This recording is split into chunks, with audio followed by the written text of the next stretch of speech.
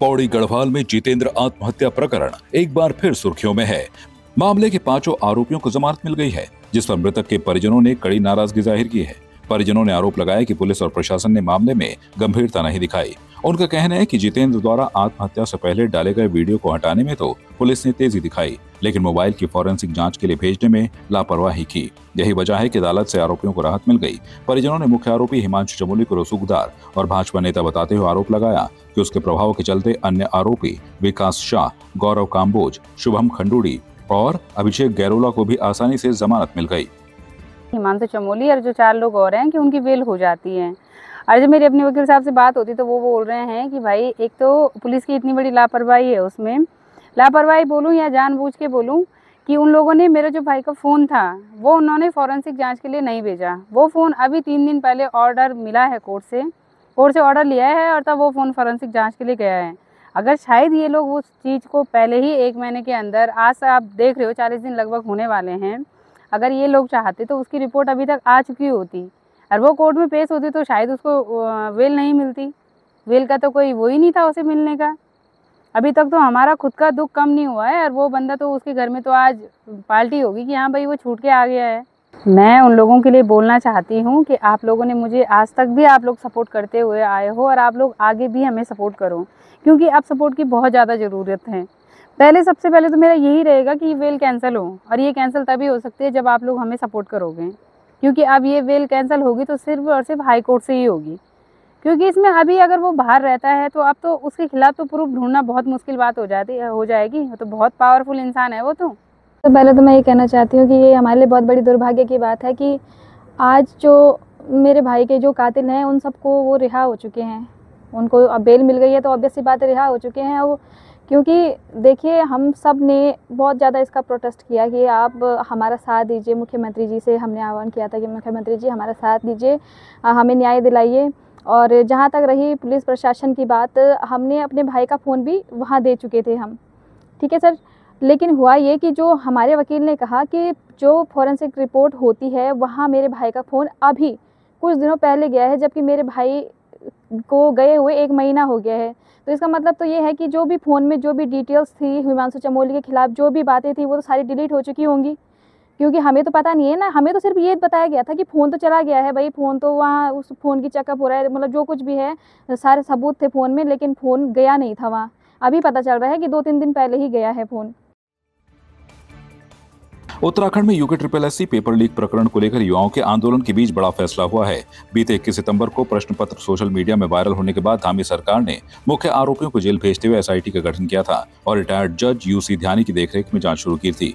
वहीं सोमवार 29 सितंबर को मुख्यमंत्री पुष्कर सिंह धामी आंदोलनरत अभ्यर्थियों और बेरोजगार छात्रों के बीच पहुंचे। उन्होंने छात्रों के हित में धरना स्थल से ही इस मामले की CBI जांच की घोषणा की। साथ ही मुख्यमंत्री ने कहा कि आंदोलन में शामिल छात्रों पर दर्ज मुकदमे वापस लिए जाएंगे, जबकि नकल में संलिप्त आरोपियों पर कड़ी कार्रवाई होगी।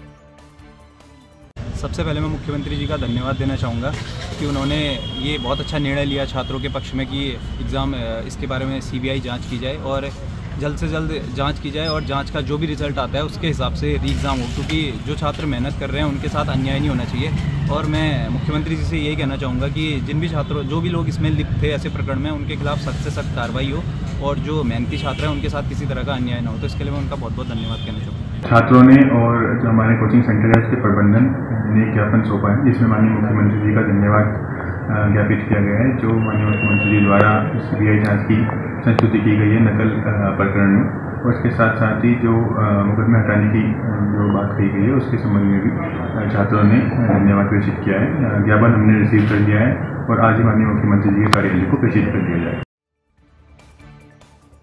मसूरी उपजिला चिकित्सालय में उत्तराखंड सरकार के सहयोग और भाजपा मसूरी की पहल पर एक बहुउद्देशीय स्वास्थ्य शिविर आयोजित किया गया।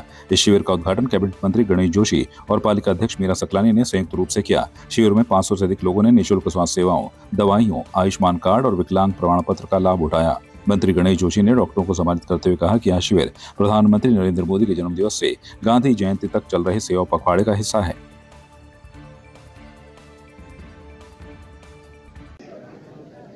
देश के यशस्वी प्रधानमंत्री नरेंद्र मोदी जी का जन्मदिन, जिन्होंने भारत के भाल को विश्व के पटल पर ऊंचा किया है, 17 तारीख को उनका जन्मदिन था। 17 तारीख से लेकर 2 अक्टूबर तक उनके जन्मदिन को हम सेवा पखवाड़े के रूप में मना रहे हैं। कहीं गरीबों के साथ सहभोज हो रहा है, कहीं हेल्थ कैंप लगाए जा रहे हैं, ब्लड डोनेशन कैंप लगाए जा रहे हैं। और आपदा को देखते हुए इसको हमने प्रदेश के अंदर आपदा सेवा सप्ताह कहा है। आपदा क्षेत्रों में जाकर आपदा पीड़ितों की सरकार हमारी मदद कर रही है, हमारे कार्यकर्ता मदद कर रहे हैं, कहीं राशन दे रहे हैं, टीन दे रहे हैं, व्यक्तिगत रूप से धनराशि भी उनको दे रहे हैं। मैं उनके दीर्घायु होने की कामना करता हूं।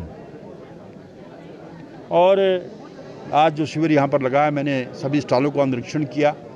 लगभग स्वास्थ्य से संबंधित सारे स्पेशलिस्ट यहाँ पर हैं, पर्याप्त दवाएं यहाँ पर हैं, खून की जांच यहाँ पर हो रही है, ब्लड डोनेशन कैंप भी यहाँ पर लगा है। और मुझे अभी ये बताया गया कि राशन कार्ड में कोई दिक्कत है। मैंने डीएसओ से अभी बात की है। हम सुनिश्चित करेंगे कि जिस ध्येय के साथ ये कैंप लगा है लोगों के राशन कार्ड बने, और अंततः 1 हफ्ते के अंदर एक सेपरेटली राशन कार्ड बनाने का कैंप यहाँ पर लगाएंगे। आयुष्मान कार्ड यहाँ पर बनने हैं, जिससे गरीबों का 5 लाख तक का इलाज होता है। तो कहने का तात्पर्य यह है कि ये एक जनता की सरकार है, जनता के द्वार है, और जनता के हर कष्ट में जनता के साथ खड़ी है। आज ये जो स्वास्थ्य शिविर था बहुत ही सफल रहा। इसमें तकरीबन अराउंड 450 से 500 मरीज़ आए हैं, और लगभग जो 70 से 80 के आसपास जो ब्लड डोनेशन हुआ है, और जितने भी मरीज़ आए हैं सबकी जांचें हुई हैं, और अराउंड आई थिंक 10 to 15 के आसपास विकलांग सर्टिफिकेट बने हैं, और सभी लोग जो सेटिस्फाई होके गए हैं जो है। हाँ, इसमें ख़ास बात यह है कि जो लोग जो है हॉस्पिटल तक नहीं पहुंच पाते हैं, क्योंकि हॉस्पिटल हो, चाहे प्राइवेट हॉस्पिटल हो, गवर्नमेंट हॉस्पिटल हो, उसमें भी कुछ ना कुछ यूज़र चार्जेस होते हैं। जो कि सपोज करो कि आपको पर्चा बनाना 20 रुपये होता है, कोई जांचें करवानी है, कोई सीटी स्कैन करवाना है, कुछ ऐसी जांचें हैं, या एक्सरे करवाना है, उसके कुछ ना कुछ चार्जेस होते हैं। लेकिन इस तरह के बहुउद्देशीय जो शिविर होते हैं ये फ्री ऑफ कॉस्ट होते हैं सरकार की तरफ से। तो मुझे लगता है कि इस चीज़ का आम जनमानस को लाभ मिला है। मेरा कहना था कि इस तरह के जो है जो जनता के लिए, आम जनमानस के लिए निःशुल्क शिविर लगते रहने चाहिए, और हम कोशिश करेंगे कि आने वाले फ्यूचर में इस तरह के शिविर लगाते रहें। आपकी इस पर क्या राय है, हमें कमेंट कर जरूर बताएं। इसके साथ ही आप हमारे YouTube चैनल को सब्सक्राइब कीजिए। आप हमें Facebook, Instagram, Twitter पर फॉलो भी कर सकते हैं, और संवाद 365 के साथ एक क्लिक में जुड़ने के लिए डाउनलोड कीजिए संवाद 365 ऐप।